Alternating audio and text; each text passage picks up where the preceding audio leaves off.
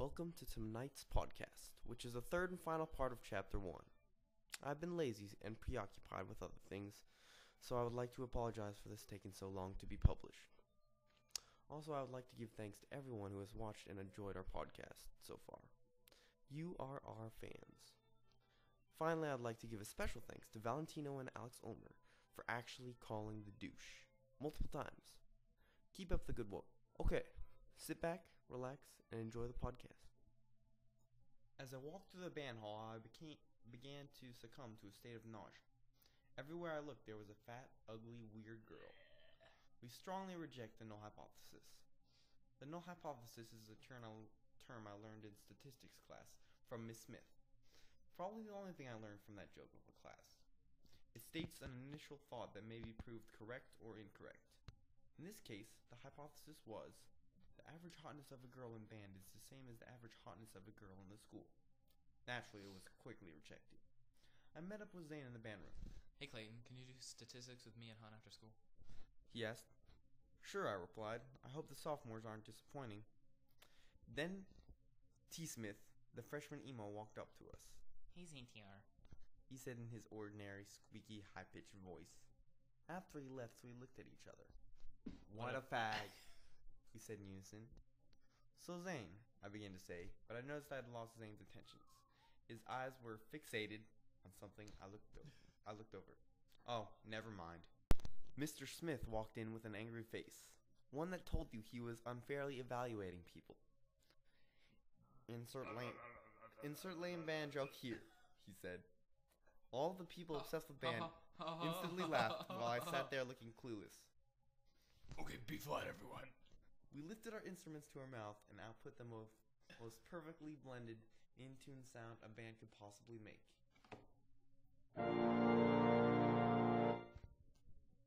It was objectively beautiful. The heavens opened. That was shit. Mr. Smith screamed. A band of this caliber should be able to play better than the primary school. Again. I smiled and shifted my instrument into 7th position. Just to piss him off more, I'll play a B natural, half a step up. This time the band played a putrid, horrid excuse for a sound. The heavens closed and shattered. Mr. Rogers smiled. Good, that's more like it. I swear this guy can't hear worth shit. We continued through our warm-up routines without much more stirring. Then P. Smith, the stupid trombonist, take up so slightly that no one except Mr. Smith heard it. P. Smith, don't you dare interrupt my classroom. Get out.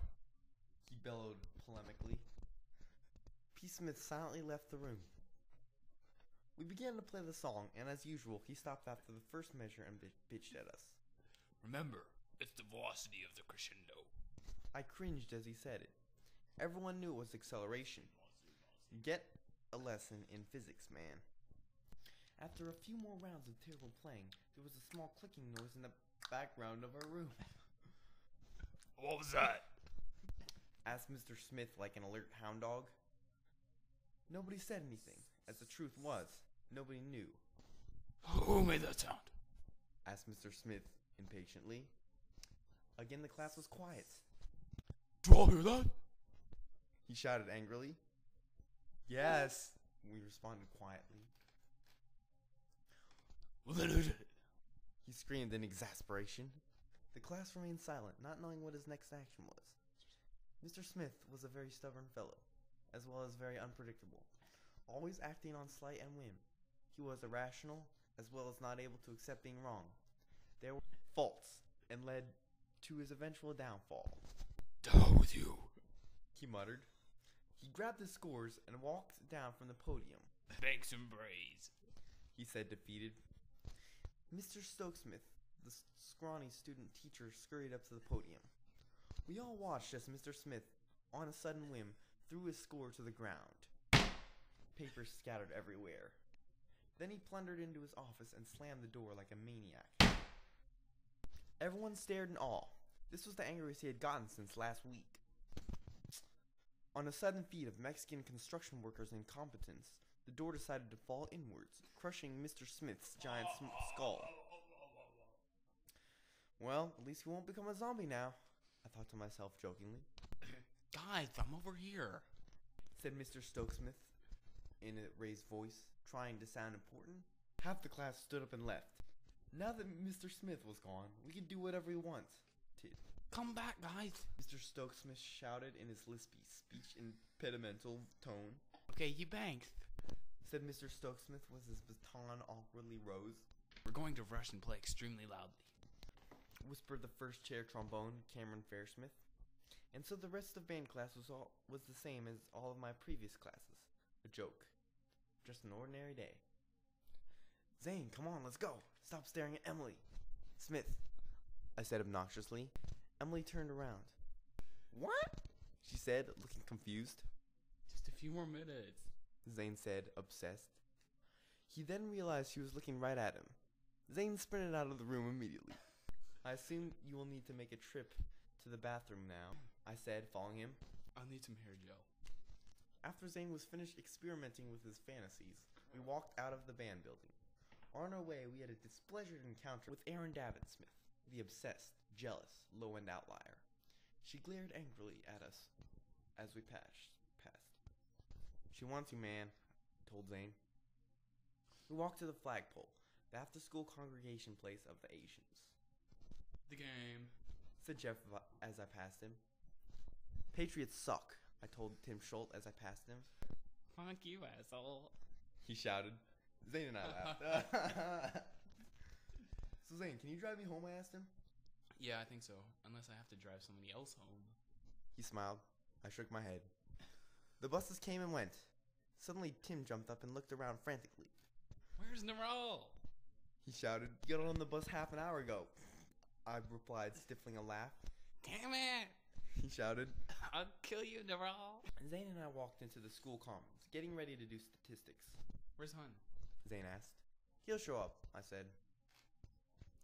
I sat down. Oh. No, not there. They'll see what we're doing. Said Zane, pointing at a student at least 500 feet across the room. Sit down, Zane, I said. You're so paranoid. Zane sat down and got out countless books. I rolled my eyes. It doesn't matter how inconspicuous we look. Nobody cares, I said. The statistics project Zane, Hun, and I were doing was probably the only good thing that came out of our stats class. That and an endless supply of candy, goldfish, and other foodstuffs. We were taking out a census on the aesthetic pleasures of the girls at our school. This meant rating them by putting them in one of 7 categories: low-end outlier, ugly, subpar, average, pretty, hot, and high-end outlier. We would then do a chi-square distribution of our graph along with numerous other important-looking bullshit graphs. Then post it on the band room wall. This is because of the null hypothesis I rejected earlier. We were comparing the general hotness of girls in band versus all the girls in the school. We opened up the yearbook. Let's see, I said, taking my pencil. I hope I'm not disappointed. I looked down at the pictures and shook my head. Low-end outlier, low-end outlier, low-end outlier, low-end outlier, low-end outlier, low-end outlier, not helping the cause, low-end outlier, low-end outlier, low-end outlier.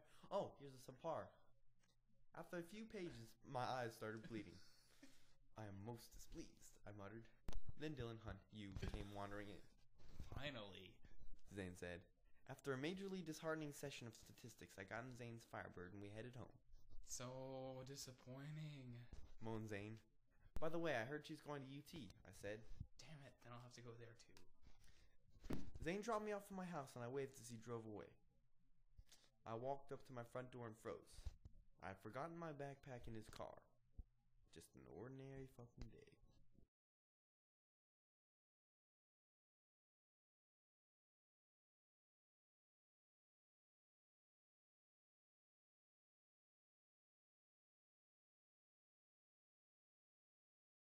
Was great